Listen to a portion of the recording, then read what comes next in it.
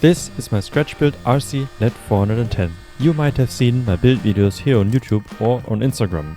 The first flight was 2 months ago. If you haven't seen that video, click here to see it first. Since then, I finished the whole build. Now is the first flight after everything is done. The LED is powered by two 12S LiPos and weighs just under 20 kg on around 3.5 meter wingspan. It's powered entirely by char servo.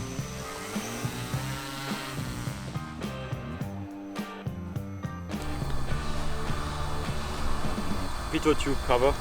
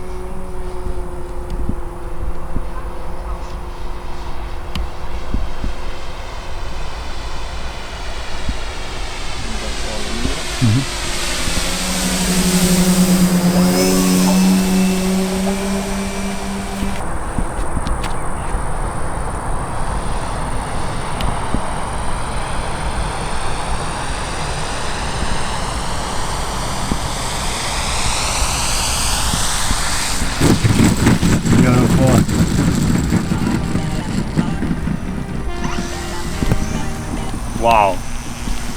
Nice. Unbelievable. Work. Nice work. I love